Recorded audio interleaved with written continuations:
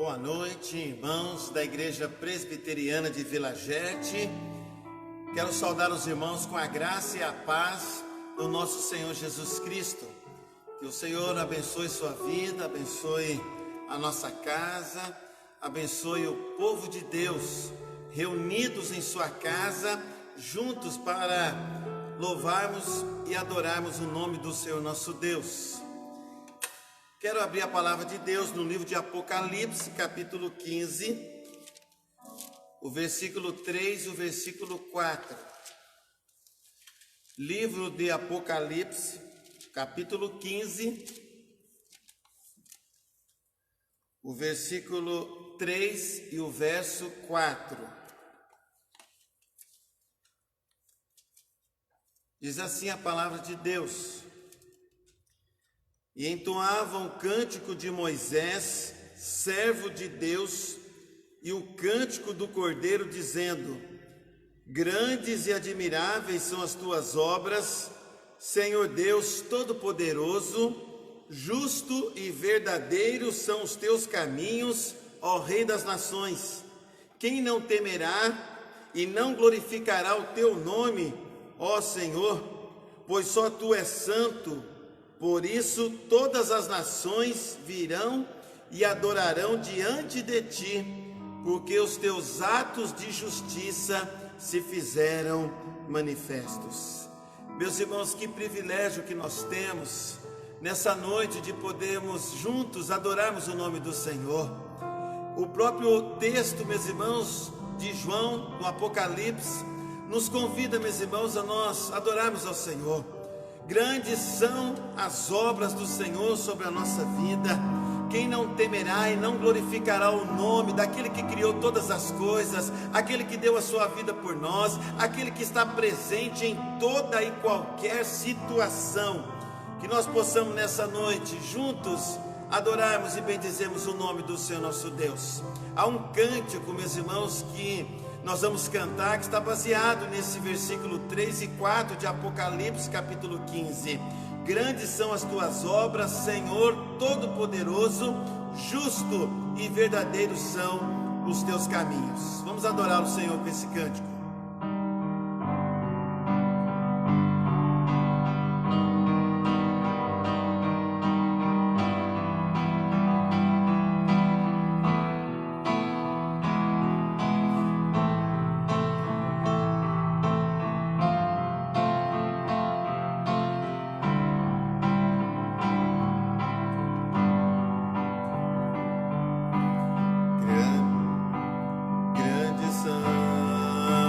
Tuas obras, Senhor Todo-Poderoso, justos e verdadeiros são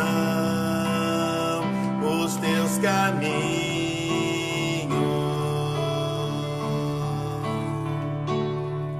Grandes são as tuas obras, Senhor Todo-Poderoso, justos e verdadeiros são os teus caminhos.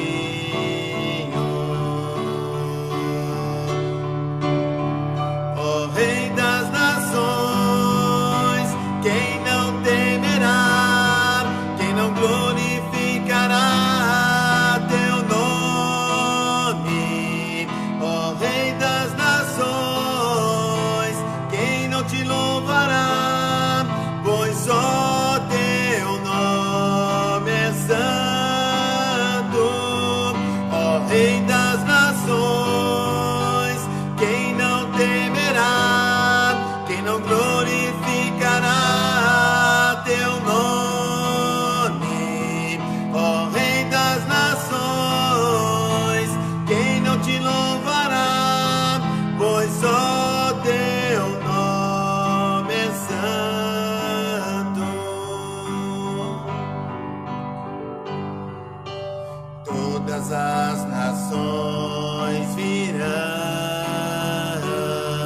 e adorarão diante de ti,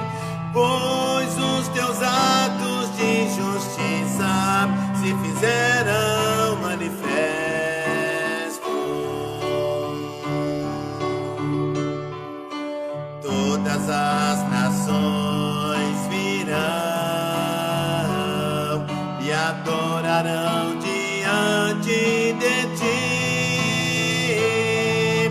pois os teus atos de justiça se fizeram manifestos.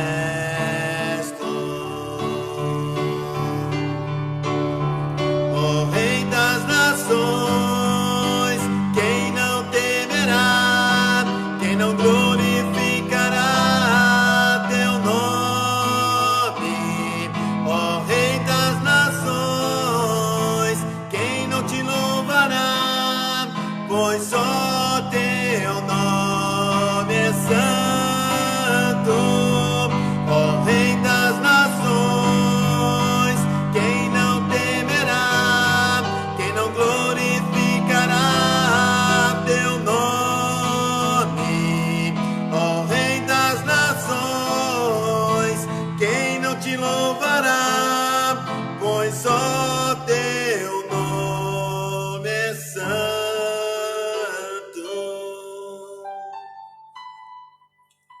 Feche os seus olhos, vamos adorar a Deus, oração de louvor ao nosso Deus, porque Ele é digno de receber toda a honra, toda a glória, todo o poder.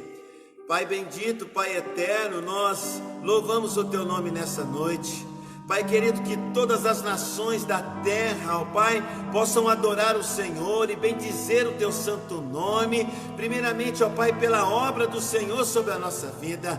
Pai eterno, que o Senhor, ó Deus, abençoe Teu povo, que o Senhor abençoe o nosso país, que o Senhor abençoe as nações, para que o Teu nome seja exaltado. Pai eterno, Pai bendito, nós somos gratos a Ti por todas as bênçãos, ó Pai do Senhor, sobre a nossa vida. Pai querido, que o Senhor abençoe, ó Deus, o presidente do nosso país, abençoe, ó Deus, as famílias, abençoe, ó Pai, aqueles que estão na frente, ó Deus, de batalha, que o Senhor nos guarde, os proteja, em nome de Jesus, ó Pai, que o Senhor continue a fortalecer a nossa fé, a nossa vida cristã, a nossa saúde, porque nós dependemos de Ti. Obrigado, Jesus, por tudo que o Senhor Deus é, em nome de Jesus, amém.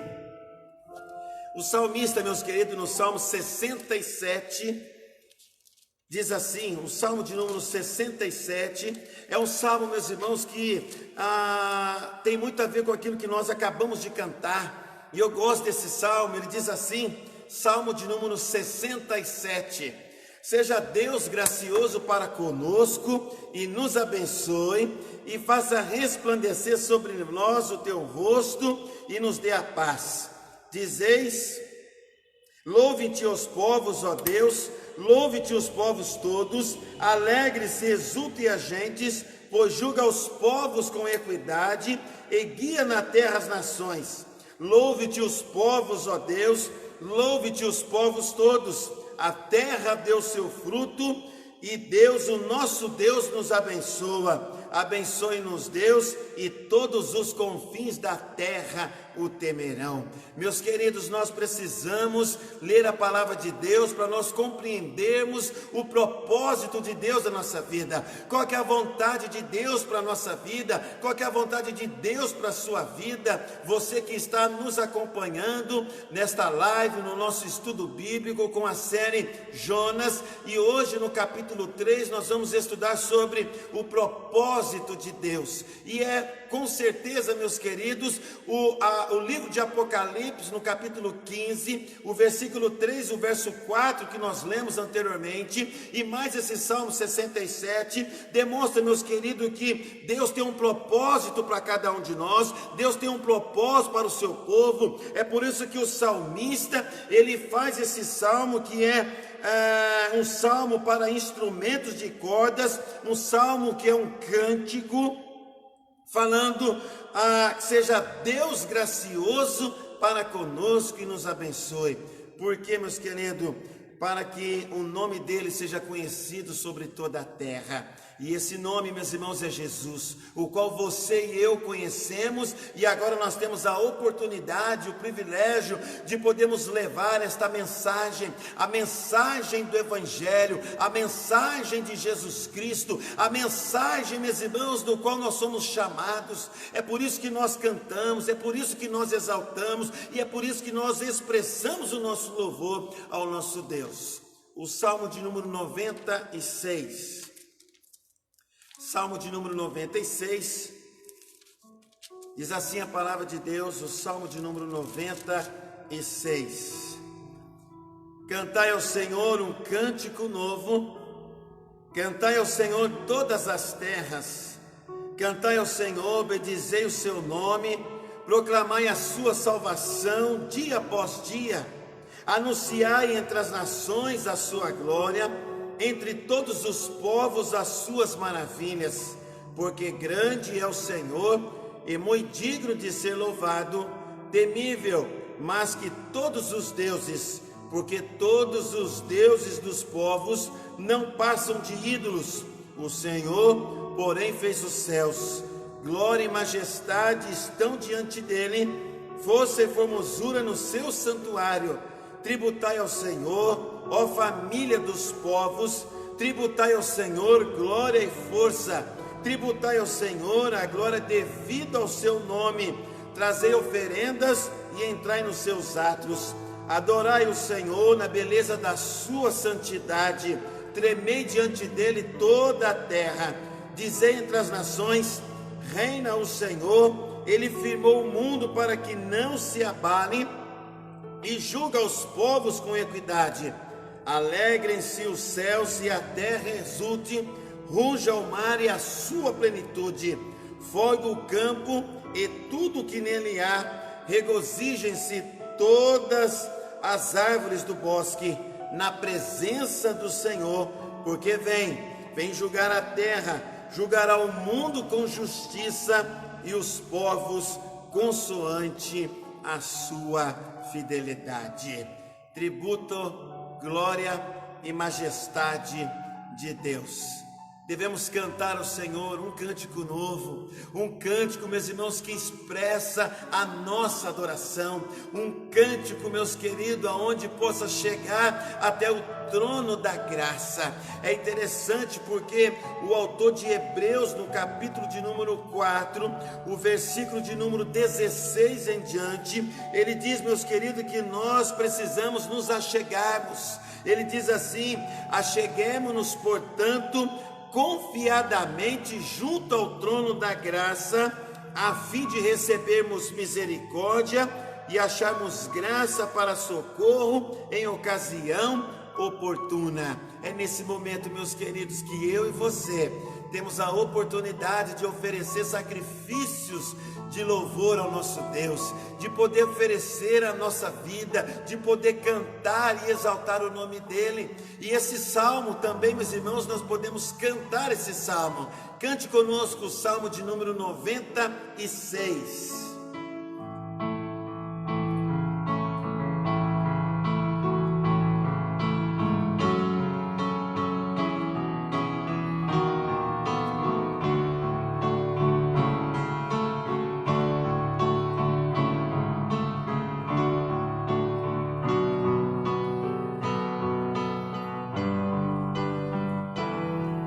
Cantai ao Senhor um cântico novo, cantai ao Senhor todas as terras, cantai ao Senhor, bendizei o seu nome, proclamai a sua salvação,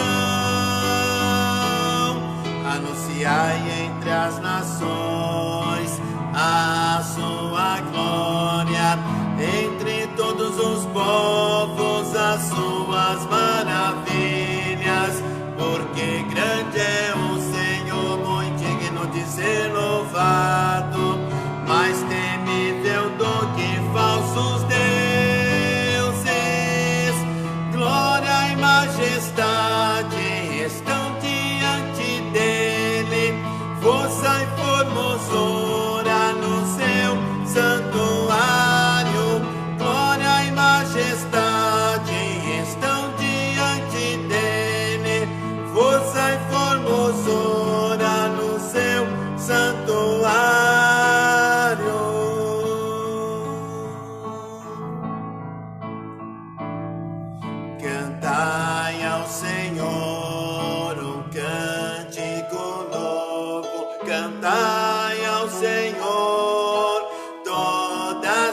terras, cantai ao Senhor, bendizei o seu nome, proclamai a sua salvação,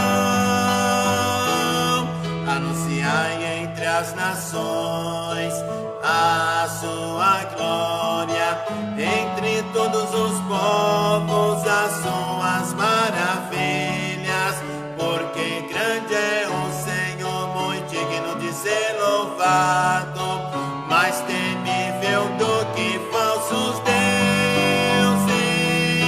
Glória e majestade estão diante dele, força e formosura no seu santuário.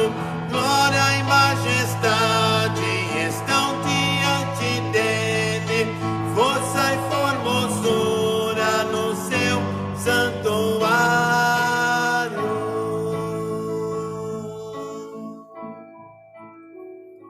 Amém. Evangelho de Lucas, capítulo 8. Evangelho de Lucas, capítulo 8, o versículo 43 a 48. Uma história linda de uma mulher enferma, uma mulher que há 12 anos vinha sofrendo de uma hemorragia. E é interessante porque nesse momento que nós vamos fazer a nossa oração de intercessão, orando pelas famílias, lembrei desse texto do Evangelho de Lucas, capítulo 8, o versículo 43 a 46. Ele diz assim: certa mulher que havia 12 anos vinha sofrendo de uma hemorragia e a quem ninguém tinha podido curar, e que gastara com os médicos todos os seus haveres. Veio por trás dele, lhe tocou na orla das vestes, e logo se lhe estancou a hemorragia. Mas Jesus disse: quem me tocou? Como todos negassem, Pedro com seus companheiros disse: mestre, as multidões te apertam e te oprimem, e dizes: quem me tocou? Contudo Jesus insistiu: alguém me tocou, porque senti que de mim saiu poder. Vendo a mulher que não podia ocultar-se, aproximou-se trêmula e, prostrando-se diante dele, declarou à vista de todo o povo a causa por que lhe havia tocado e como imediatamente fora curada. Então disse-lhe Jesus: filha, a tua fé te salvou, vai-te em paz. Nesse tempo, meus queridos, de pandemia, nesse tempo onde nós estamos aí, já por volta de 45 dias a 50 dias nessa situação, nós precisamos, meus queridos, ter fé. Fé, meus irmãos, como a desta mulher, uma mulher, meus irmãos, que não hesitou em se aproximar de Jesus, mesmo tendo que enfrentar a multidão, mesmo tendo que passar pelos discípulos, porque esta mulher havia sofrendo há 12 anos de uma hemorragia, que já tinha gastado o seu dinheiro com médicos, que já tinha gastado o seu dinheiro, a sua fortuna, e não havia resolvido o seu problema.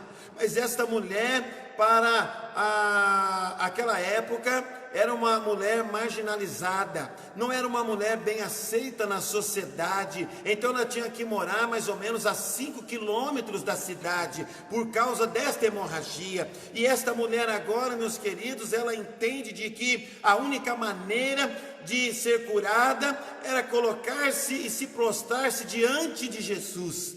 E eu creio, meus irmãos, que nós estamos diante de uma pandemia, de um problema difícil de ser resolvido pelos homens, mas que para Deus tudo é possível. E como nós cremos que tudo para Deus é possível, quem sabe nós fazemos como esta mulher, deixamos de ficar olhando somente o que a televisão, a mídia está colocando, e de nós voltar os nossos olhos para Jesus, de nós colocarmos a nossa vida diante de Jesus e pedir. Talvez Jesus esteja falando com você: que queres que eu te faça? E você então toque em Jesus, não é? Pela fé, coloque a sua causa diante de Jesus. A Bíblia diz, meus irmãos, lá no Salmo 66, o versículo 20: Bendito seja Deus, que não me rejeita a oração e nem aparta de nós a sua graça. Creia nesta promessa, coloque a sua vida diante de Deus, ore para que Deus esteja abençoando ricamente a sua vida. Eu quero orar por você, pelas pessoas que estão enfermas, por aqueles que estão pedindo orações. Vamos orar e interceder neste momento. Quem sabe você na sua casa possa interceder por esses 3 motivos: pelas famílias, pelas igrejas, pelos missionários.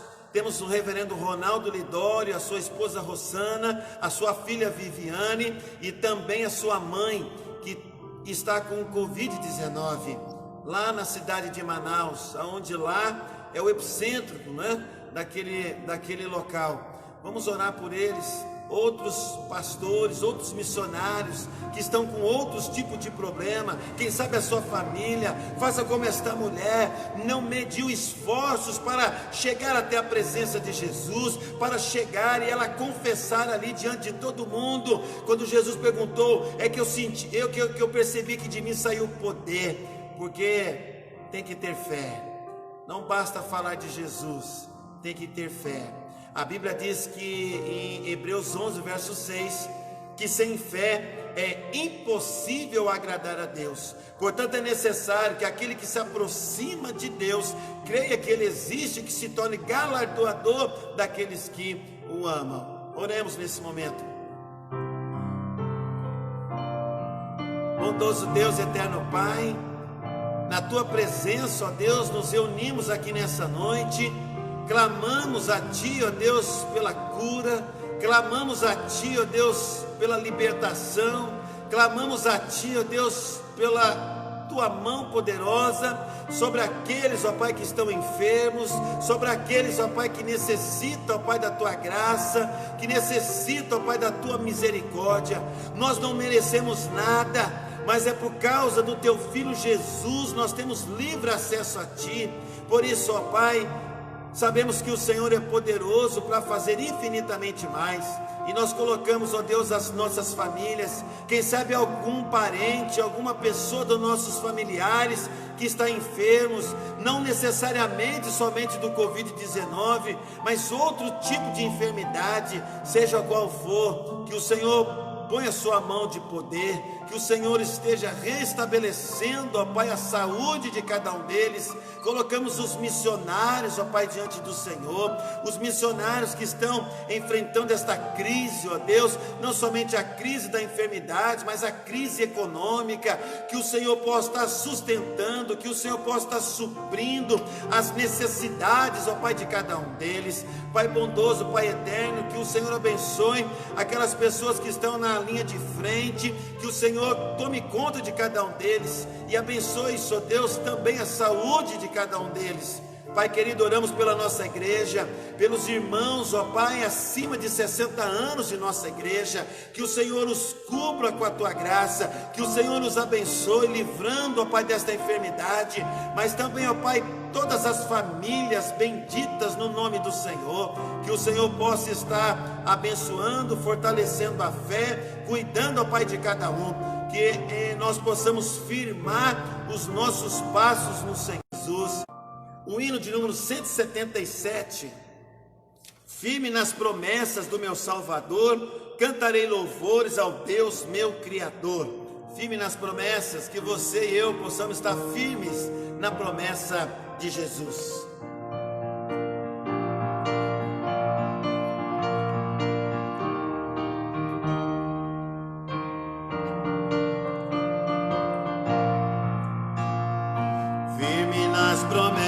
Do meu Salvador, cantarei louvores ao meu Criador, fico pelos séculos do seu amor, firme nas promessas de Jesus, firme, firme, firme nas promessas de Jesus, meu Mestre.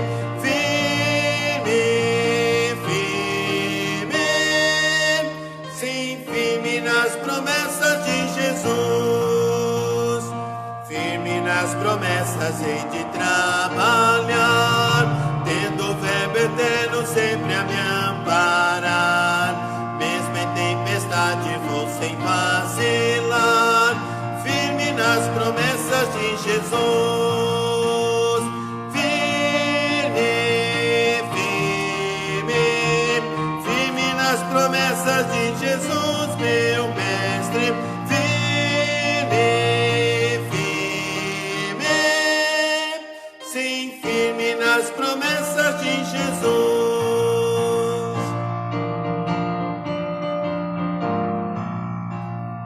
Firme nas promessas sempre vejo assim, purificação no sangue para mim, plena liberdade já desfruto enfim, firme nas promessas de Jesus.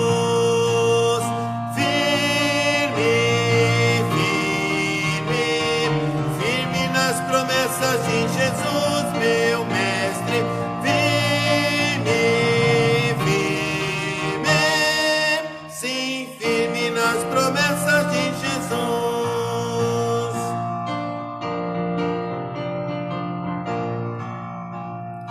Firme nas promessas do Senhor Jesus, em amor ligado sempre à sua cruz.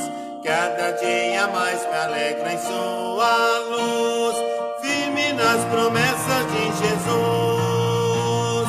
Firme, firme, firme nas promessas de Jesus, meu mestre. Firme, firme, sim, firme nas promessas de Jesus. Que você, meu querido, possa ficar firme nas promessas de Jesus. As promessas do Senhor Jesus, elas são doadas para nós. A carta do apóstolo Pedro, na sua segunda carta, no capítulo 1, o versículo 3 e o verso 4, diz que as promessas de Jesus, elas são doadas para nós. E nós precisamos crer nestas promessas, nós precisamos estar consciente que nós não estamos sozinhos e que Deus está nos abençoando. Que Jesus te abençoe nessa noite. Amém? Eu convido os irmãos a abrir a palavra de Deus no livro do profeta Jonas, o capítulo 3. Livro do profeta Jonas, o capítulo 3, o versículo 1 ao verso de número 10.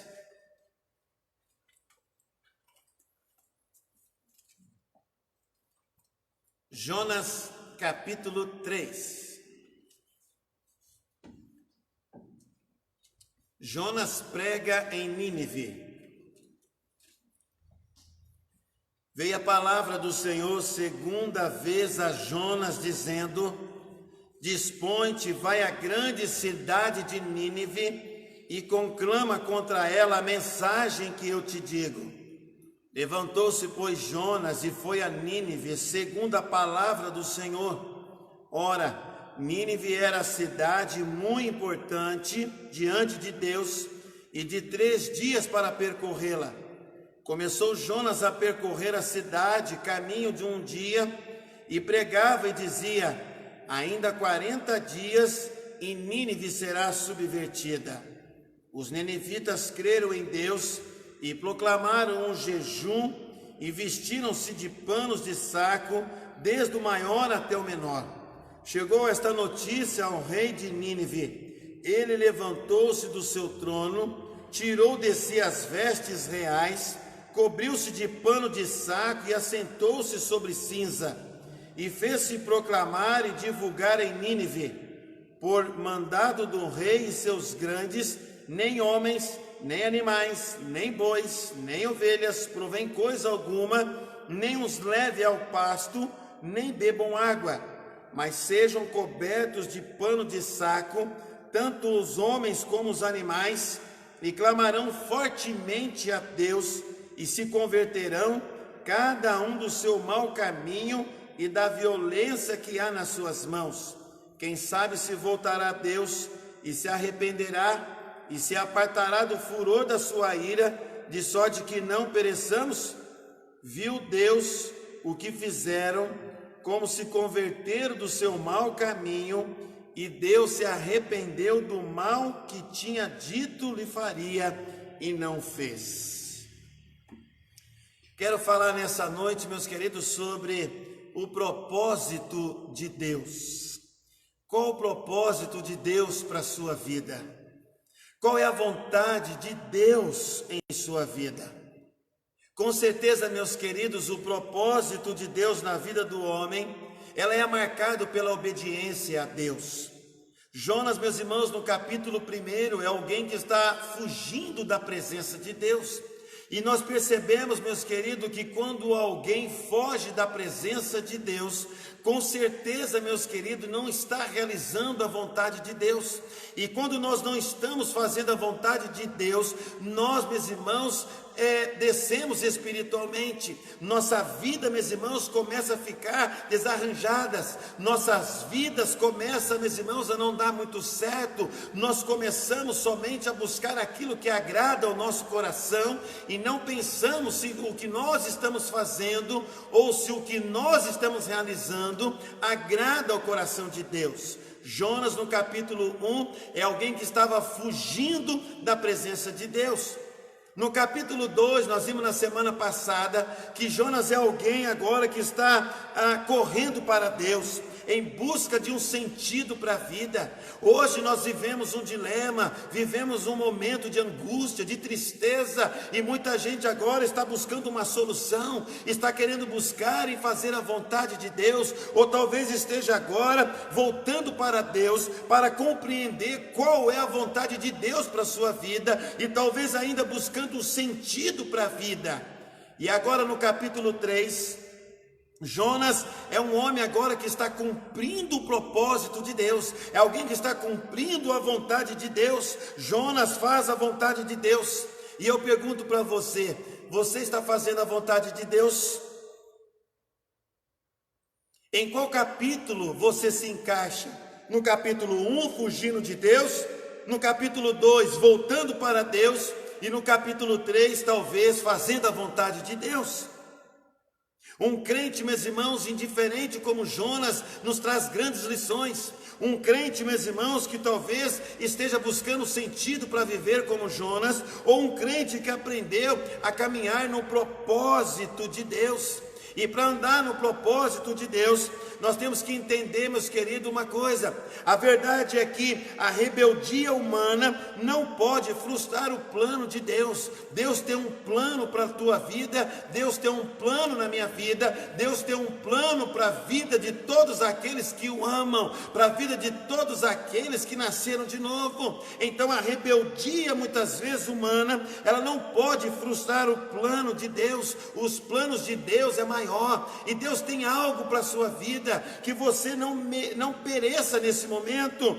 Jonas se dispôs a fugir da presença de Deus. A sua rebeldia então levou ao fundo do poço, e quando Jonas então sentiu-se encurralado pela circunstância, dispôs-se a obedecer, mas não a mudar a sua atitude.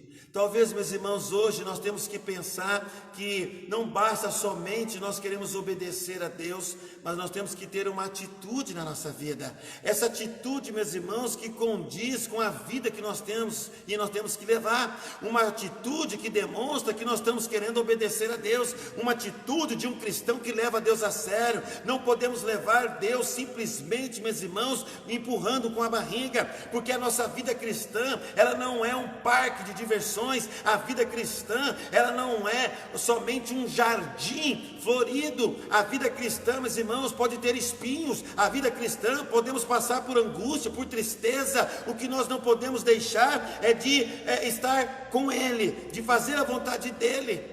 Quando o apóstolo Paulo escreve em Romanos, no capítulo 12, o versículo 2, ele diz: olhe, não vos conformeis com este século, mas transformai-vos pela renovação da vossa mente, para que experimenteis qual seja a boa, agradável e perfeita vontade de Deus. Para que você, eu, experimentamos a vontade de Deus, nós temos que deixar as coisas do mundo. Nós não podemos ficar com as coisas do mundo. Aliás, a primeira epístola de João, no capítulo 2, o versículo de número 15, ele nos ensina sobre isso. Ele nos ensina que nós não podemos amar o mundo e nem as coisas que há no mundo, porque tudo isso vai passar. E se tudo isso vai passar, meus irmãos, aonde está o teu coração? Aonde está o nosso coração? Ele diz assim, primeira epístola de João, capítulo 2, o versículo 15: não ameis o mundo, nem as coisas que há no mundo. Se alguém amar o mundo, o amor do Pai não está nele. Porque tudo que há no mundo, a consciência da carne, a consciência dos olhos e a soberba da vida, não procede do Pai, mas procede do mundo. Ora, o mundo passa, bem como a sua concupiscência. Aquele, porém, que faz a vontade de Deus, permanece eternamente. Você está disposto a fazer a vontade de Deus? Como você e eu podemos fazer a vontade de Deus? Na verdade, meus irmãos, a rebeldia humana, ela não pode frustrar o plano de Deus. Na verdade, meus queridos, a graça de Deus é sempre maior que o pecado humano. É desta forma, meus irmãos, que Deus agiu com graça e com misericórdia na vida de Jonas, porque a graça de Deus é sempre maior do que o pecado humano. A palavra de Deus lá em Romanos diz assim, que onde abundou o pecado, superabundou a graça. O pecado dos ninivitas havia, meus irmãos, subido ao céu. Deus desceu à terra para chamá-los ao arrependimento. Aos ninivitas, então, estava sobre a ira de Deus por causa da violência, da maldade. Mas a maior do que era para com eles foi a graça de Deus. Quem sabe, meus irmãos, Deus agora está agindo sobre a nossa vida, agindo sobre a nação, agindo sobre o mundo com a sua ira, para que nós, meus queridos, possamos despertar para uma vida com Deus, para que nós possamos despertar para uma vida de santidade, para que você e eu possamos refletir e olharmos para o autor e consumador da fé, que é Cristo Jesus, o nosso Senhor. Nós não podemos perder, meus queridos, de vista aquele que deu a vida por nós. Nós não podemos perder de vista aquele que reinou e reina sobre nós. Nós não podemos perder de vista aquele que morreu há 2000 anos atrás e que ressuscitou o terceiro dia. E isso, meus irmãos, nós percebemos que a verdade é essa: a graça de Deus é sempre maior do que o pecado humano. Por isso, meus irmãos, nós percebemos que Jesus, ele veio exatamente para morrer a nossa morte, para nós vivermos a sua vida. É por isso, meus irmãos, que o apóstolo Paulo em Romanos, ele fala da justiça de Deus. E é interessante porque lá em Romanos, no capítulo 5, fala que agora nós somos justificados por Cristo Jesus. No capítulo 5, versículo 1 diz assim: justificados, pois, mediante a fé, temos paz com Deus por meio de nosso Senhor Jesus Cristo. Em Romanos capítulo 8, ele diz assim: agora já nenhuma condenação há para aqueles que estão em Cristo Jesus, o nosso Senhor, porque o penhor da carne dá para a morte, mas o Espírito para a vida e paz. Portanto, os que estão na carne não podem agradar a Deus. Vós, porém, não estáis na carne, mas no Espírito, se de fato o Espírito de Deus habita em vós. E se alguém não tem o Espírito de Cristo, esse tal não é dele. Se, porém, Cristo está em vós, o corpo, na verdade, está morto por causa do pecado, mas o Espírito é vida por causa da justiça. Se habita em vós o Espírito daquele que ressuscitou a Jesus dentre os mortos, esse mesmo que ressuscitou a Cristo Jesus dentre os mortos, vivificará também o vosso corpo mortal, por meio do seu Espírito que em vós habita. A verdade, meus queridos, é que as motivações humanas não podem obstruir a obra divina. Jonas, meus irmãos, pregou em Nínive uma mensagem de juízo, sem derramar sequer uma lágrima. Ele, meus irmãos, não queria a salvação de seus ouvintes, mas Jonas queria a condenação deles.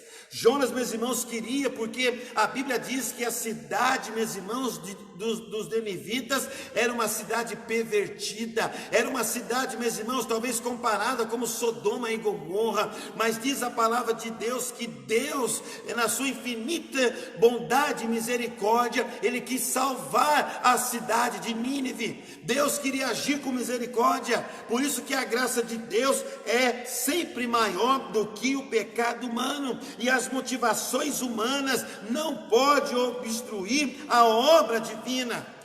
E então, meus irmãos, o capítulo 3 do livro de Jonas fala, meus queridos, do propósito de Deus. O propósito de Deus, meus irmãos, em salvar os ninivitas. O propósito de Deus, meus irmãos, talvez em, através do coronavírus, trazer algumas lições para a nossa vida. Talvez, meus irmãos, você e eu precisamos refletir um pouco sobre a trajetória da nossa vida cristã, tudo que nós fazíamos antes e não refletimos ou não colocávamos diante de Deus. Agora, meus irmãos, nós temos que realmente nos humilhar na presença de Deus. E assim, meus irmãos, Deus usou Jonas, apesar da sua vida, apesar do seu sentimento, apesar da sua emoção, apesar dele não querer, apesar do seu coração não estar preparado para isso. Jonas era o profeta, porque Deus via a graça na vida de Jonas, assim como Ele vê a graça na nossa vida. É por isso que Ele nos resgatou, é por isso que Ele nos tirou do império das trevas e nos transportou para o reino do Filho do seu amor. E eu quero, meus queridos, trazer 5 lições acerca do propósito de Deus na vida do ser humano. E o primeiro propósito, meus queridos, na vida do ser humano é o Deus da segunda chance.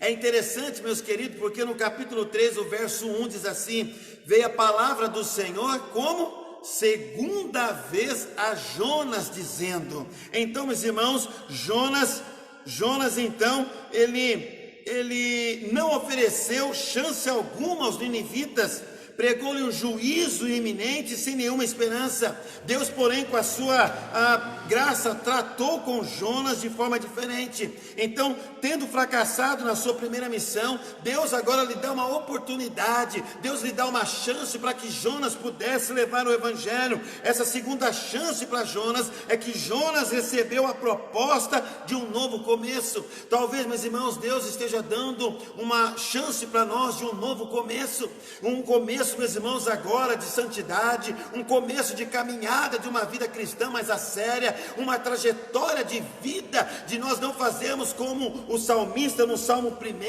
aonde, meus irmãos, o versículo 1 do Salmo de número 1 fala desta forma: bem-aventurado o homem que não anda no conselho do ímpio, não se detém no caminho dos pecadores e nem se assenta na roda dos escarnecedores. Talvez, meus irmãos, o mundo hoje está pensando e refletindo, e nós vamos falando do Brasil. O Brasil, meus irmãos, a cada dia que passa está indo de mal a pior. Nós vemos, meus irmãos, a maldade no coração do homem. Nós vemos, meus irmãos, a violência, a imoralidade. Nós vemos, meus irmãos, as famílias brigando, famílias destituídas, muitas pessoas, muitas famílias, o casal divorciando, tantas coisas estão acontecendo. E talvez, meus irmãos, agora nós precisamos talvez olhar para a história de Jonas, olhar para a nossa história e para ver qual capítulo do livro de Jonas nós nos encontramos. Eu espero que nós nos encontremos, meus irmãos, no capítulo em onde Jonas voltou-se para Deus, aonde Jonas agora está fazendo a vontade de Deus. Mas aqui, meus irmãos, a primeira lição é o Deus da segunda chance. Deus deu uma nova oportunidade para Jonas. Talvez Deus está dando uma oportunidade para você pensar, para você refletir, para você voltar-se para Deus, para você se colocar diante de Deus, porque é isso que o profeta Isaías, no capítulo de número 55, versículo de número 7, ele diz assim: deixa o perverso o seu caminho, o iníquo os seus pensamentos, converta-se ao Senhor, que se compadecerá dele, e volta-se para o nosso Deus, porque é rico em perdoar. Talvez, meus irmãos, talvez essa é a mensagem para a nação, talvez essa é a mensagem para o mundo parar de olhar para as coisas e olhar para Deus. O mundo só está em busca do ter, e Deus, meus irmãos, quer o ser. Deus quer pessoas humildes, Deus quer pessoa que tem um coração generoso, Deus quer pessoas que têm um coração quebrantado, Deus quer um coração não soberbo, Deus quer um coração, meus irmãos, que viva na presença dele. Então Jonas, meus irmãos, nos ensina a primeira lição: o Deus da segunda chance. Será que você se enquadra na história de Jonas? Será que você já parou para pensar que Jonas no capítulo 1 fugiu da presença de Deus? No capítulo 2 Jonas agora volta para Deus, mas no capítulo 3 Jonas vai cumprir o propósito de Deus, a vontade de Deus. Você tem que pensar um pouquinho se você nesses últimos 10 anos tem cumprido a vontade de Deus ou tem feito somente a tua vontade. Espero em Deus que você tenha feito a vontade de Deus. A segunda lição, meus irmãos, que o texto nos ensina é que todos nós somos instrumentos nas mãos de Deus para levarmos a mensagem. Assim diz o versículo 2: então dispõe-te, vai à grande cidade de Nínive e proclama contra ela a mensagem que eu te digo. Jonas deveria ir a Nínive, meus queridos, pregar a mesma mensagem. O profeta Jonas não era a fonte da mensagem, nem o dono dela. E as pessoas hoje pensam que é o dono da verdade. As pessoas pensam que ela é que vai produzir a conversão, de que é ela que vai produzir alguma coisa na vida da outra pessoa. Nada. Nós não vamos produzir nada. A única coisa, meus queridos, é que nós somos o porta-voz de Deus. Quem vai fazer a obra é o Espírito Santo de Deus. Se é o Espírito Santo de Deus, nós precisamos obedecer à voz de Deus. Nós temos que obedecer a Deus, cumprir a vontade de Deus. O profeta Jonas não era a fonte da mensagem, nem o dono dela. Ele deveria ir a Nínive, então, pregar não o que queria e nem o que havia concebido em seu coração. Jonas deveria, meus irmãos, pregar a palavra de Deus conforme Deus lhe dissera. E a mensagem, meus irmãos, que Deus colocou na vida de Jonas é uma mensagem curta. A mensagem, meus irmãos, era mais ou menos essa aqui somente, não é? Ora, Nínive era cidade muito importante de Deus e 3 dias para percorrê-la.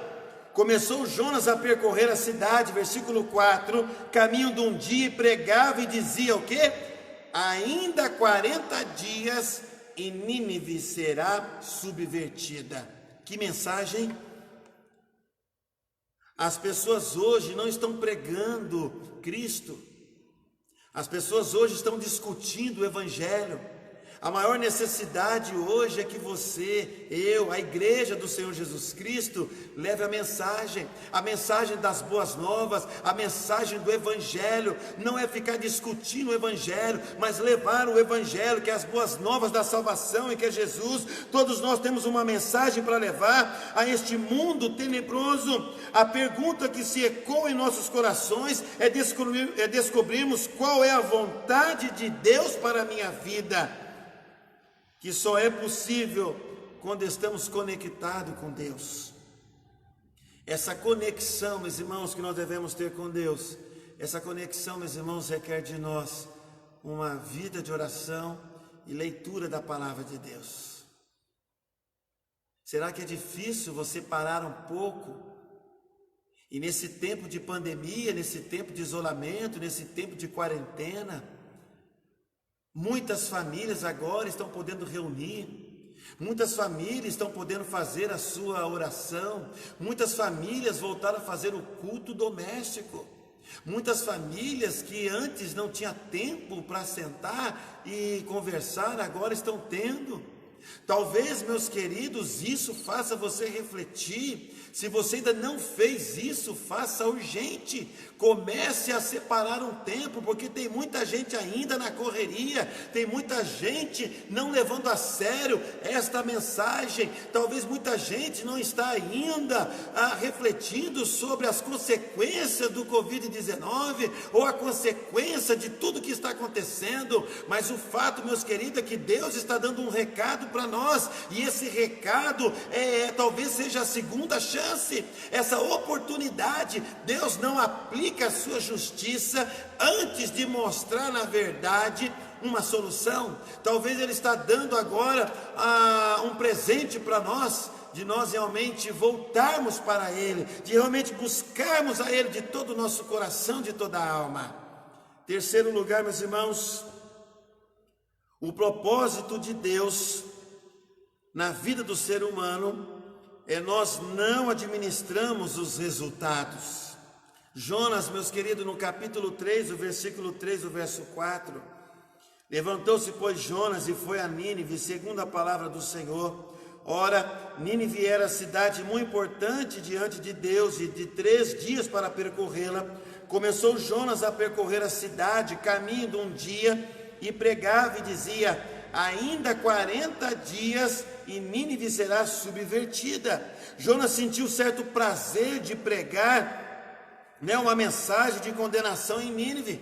Seu firme desejo era ver cumprir-se a ameaça, meus queridos, da subversão de Nínive. Agradava-lhe o fato de Nínive ser uma candidata ao fogo do juízo, como Sodoma e Gomorra.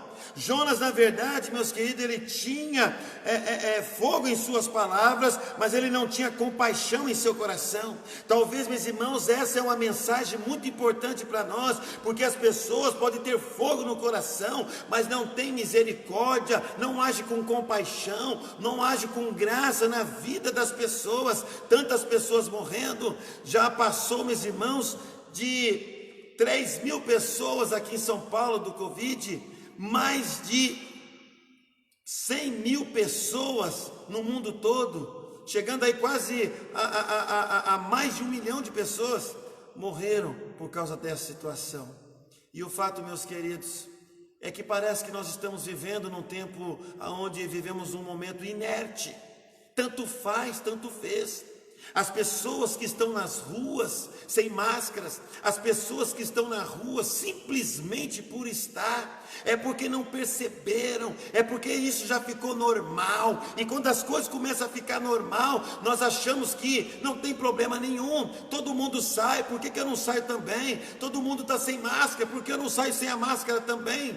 Deus está dando uma oportunidade, Deus está dando uma chance, assim como deu uma chance para Jonas, das pessoas fazer uma reflexão da vida, que Ele está no controle de todas as coisas. Mas vai chegar o dia que vai acabar a misericórdia, e o juízo de Deus vai vir sobre todos aqueles que estão sem a presença dEle, na vida de todos nós. Mas aqueles que têm um advogado, que é Cristo Jesus, louvado seja Deus, vai poder cantar como nós cantamos em Apocalipse 15: grandes são as tuas obras, Senhor Deus Todo-Poderoso, justo e verdadeiro são os teus caminhos, porque Ele é fiel, Ele é justo. Assim, meus irmãos, talvez corremos o risco de pregarmos uma mensagem ou levarmos uma mensagem sem compaixão. Ou seja, não olhamos como Deus olha, não temos compaixão como Deus tem, por isso ficamos inertes ao propósito de Deus. Não podemos ficar inertes aos propósitos de Deus. Nós temos que colocar a boca no pó, nós temos que interceder. Se você chega para mim e fala assim: mas eu não sei pregar o evangelho, ore.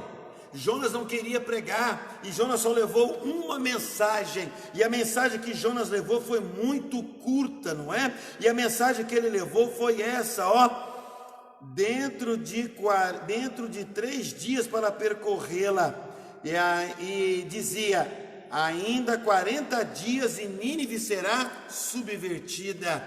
Olha que Jonas gastou uma frase e saiu repetindo naquela cidade durante 3 dias. Dentro de 40 dias e Nínive será subvertida. E nós hoje temos a mensagem do Evangelho. O propósito de Deus, meus queridos, de Deus na vida do ser humano, em quarto lugar, é que Deus ama a cidade apesar das suas transgressões. É interessante porque no capítulo 1, versículo de número 2, nós vimos isso. Dispõe-te, vai à grande cidade de Nínive e clama contra ela, porque a sua malícia subiu até mim. E o capítulo 3, o verso 2, dispõe-te, vai à grande cidade de Nínive e proclama contra ela a mensagem que eu te digo. O amor de Deus, meus queridos, ele é incondicional. A causa do amor de Deus não está em nós, mas nele mesmo. É interessante porque Jesus, lá no Evangelho de João, capítulo 13, nós percebemos, meus irmãos, que o amor de Deus, ele é incondicional. Não depende, meus irmãos, do que nós fazemos ou realizamos. É incondicional, ele nos ama mais que tudo, enfim. Diz o texto, meus irmãos, aqui no Evangelho de João, capítulo 13, ora antes da festa da Páscoa, sabendo Jesus que era chegada a sua hora de passar deste mundo para o Pai, tendo amado os seus que estavam no mundo, amou-os até o fim. Deus nos ama mais que tudo, enfim. Esse é o amor de Deus. É o amor de Deus, é o amor incondicional. Não há nada que possamos fazer para Deus nos amar mais, nem nada que possamos fazer para Deus nos amar menos. Preste bastante atenção. Não há nada que possamos fazer para Deus nos amar mais, nem nada que possamos fazer para Deus nos amar menos. Deus ama incondicionalmente. Nínive, meus queridos, era uma cidade grande, importante da época, mas estava sob o juízo de Deus e o amor de Deus. Deus nos ama. Deus amou a mim. Deus amou a você. Deus amou a todos nós. Mas em quinto lugar, meus queridos, o propósito de Deus na vida do ser humano é o arrependimento dos ninivitas. O versículo 3 até o verso de número, o versículo 5 até o verso de número 9, conta, meus irmãos, que os ninivitas creram em Deus e proclamaram um jejum e vestiram-se de panos de saco, desde o maior até o menor. Então, meus irmãos, a palavra de Deus, ela é poderosa, ela produz frutos, mesmo quando os pecadores são mais pervertidos e quando os pregadores são mais desmotivados. O sermão, então, meus irmãos, de Jonas, embora desprovido, então, de graça, produziu, meus irmãos, o maior resultado de que se tem notícia na história. Um grande avivamento aconteceu, podemos dizer assim, na cidade dos ninivitas. Por quê? Porque diz o texto que eles creram em Deus e proclamaram um jejum, vestiram-se de panos de saco, desde o maior até o menor. Chegou a esta notícia ao rei de Nínive. Ele se levantou-se do seu trono, tirou de si as vestes reais, cobriu-se de pano de saco, assentou-se sobre cinza e fez-se proclamar e divulgar em Nínive, porque mandado do rei seus grandes, nem homens, nem animais, nem bois, nem ovelhas provém coisa alguma, nem os leve ao pasto, nem bebam água, mas sejam cobertos de pano de saco, tanto os homens como animais, e clamaram fortemente a Deus, e se converteram, cada um do seu mau caminho e da violência que há nas suas mãos. Quem sabe, meus irmãos, o Brasil possa experimentar um grande avivamento. Quem sabe o Brasil poderá, meus irmãos, ter esta alegria do Espírito Santo de Deus agir com graça e com misericórdia, assim como aconteceu lá no livro do profeta Isaías, no capítulo 64. Talvez, meus irmãos, isso possa acontecer conosco.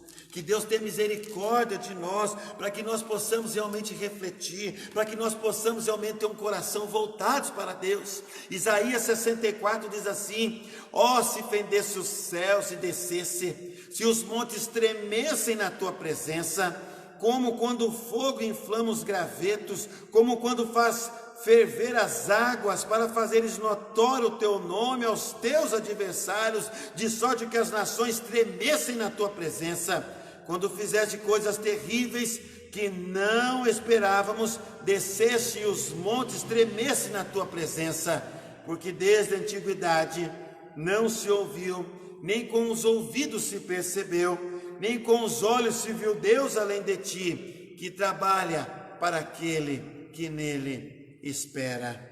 Ó, se fendesse os céus e descesse, se os montes tremessem na tua presença. Quais são os sinais da conversão então dos ninivitas? Em primeiro lugar, meus irmãos, o arrependimento sincero. Diz o versículo 5, meus irmãos, que eles creram em Deus e proclamaram jejum. Em segundo lugar, meus irmãos, o segundo resultado da conversão dos ninivitas é a confiança profunda em Deus. Os ninivitas creram em Deus. Você crê em Deus? Você tem um arrependimento sincero? Terceiro lugar, meus queridos, o abandono das práticas pecaminosas. Olha o verso 8. Mas sejam cobertos de pano de saco, tanto os homens como os animais, e clamaram fortemente a Deus, e se converterão, cada um do seu mau caminho e da violência que há nas suas mãos. Esse é o resultado, meus irmãos, de um grande avivamento que aconteceu na cidade de Nínive.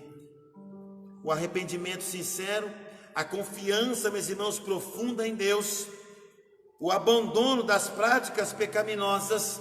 Quarto lugar, uma posição de humildade diante de Deus. O versículo 9, quem sabe se voltará a Deus e se arrependerá e se apartará do furor da sua ira, de sorte que não pereçamos. Mas em quinto lugar, meus irmãos, o arrependimento que aconteceu da parte de Deus. Deus viu a malícia do povo, Deus viu a grandeza da cidade, porém, sobretudo, Deus viu o arrependimento e a fé dos ninivitas. É claro, meus queridos, que o arrependimento de Deus é diferente do arrependimento humano. O arrependimento, meus irmãos, abrange a razão, a emoção e a vontade. O arrependimento, meus irmãos, é mudança de mente, tristeza pelo pecado e volta para Deus. E então, o que significa arrependimento de Deus? É quando o homem se arrepende do seu mal, então Deus suspende o castigo que estava prometido e oferece misericórdia. Isso sim, meus irmãos, é o significado do arrependimento de Deus. É quando o homem se arrepende do seu mal, então Deus suspende o castigo que estava prometido e oferece misericórdia, oferece graça. Ah, meus queridos, nós temos motivos para louvar a Deus. Nós temos motivos para engrandecer o nome do Senhor. Que você continue buscando a Deus, que você continue servindo a Deus, que você continue se quebrantando diante do Senhor, que você possa buscar a Deus, que você possa estar fazendo a vontade de Deus, que o propósito de Deus na sua vida se cumpra, mas que você volte-se para Deus. Ah, meus irmãos, como que nós podemos exaltar o nome do Senhor? Que a vontade de Deus seja feita na nossa vida. Talvez nós podemos cantar esse cântico. Enche o meu coração, toda a minha alma, eu busco só a Ti. Vamos ver se eu consigo achar aqui, e a gente pode cantar esse cântico junto com você. O nome do cântico mesmo, qual é o nome do cântico? Hã? Calma o meu coração. Calma o meu coração. Acalma o meu coração? Toma. Toma o meu coração. Toma o meu coração, eu achei. Vamos cantar esse cântico, meus queridos. Que Ele tome o nosso coração. Esse é o meu desejo, Senhor, de Te honrar, com o meu coração Te adorar. Tudo que há em mim Te dá louvor. Só a Ti adoro, meu Senhor. Que este seja o Teu desejo.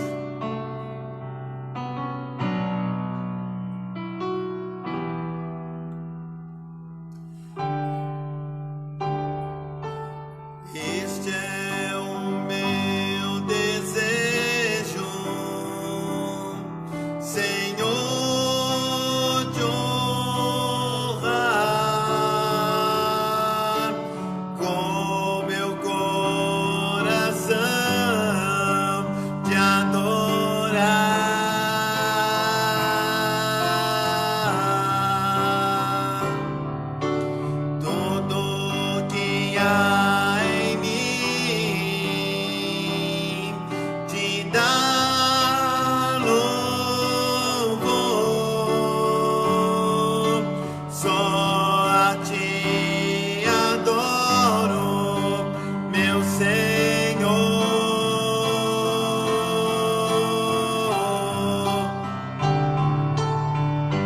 Toma o meu coração e toda a minha alma, eu vivo só pra ti, sempre que eu respirar, cada vez que eu acordar, faz o teu querer em mim. Toma o meu coração e toda a minha alma,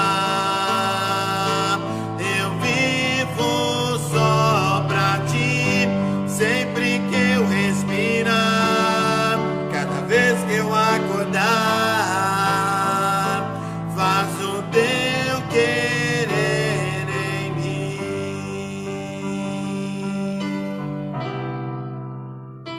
Aleluia. Faz o teu querer em mim, faz o teu querer em nós, Senhor. Que o Espírito Santo de Deus possa inundar todo o nosso ser. Oremos ao Senhor.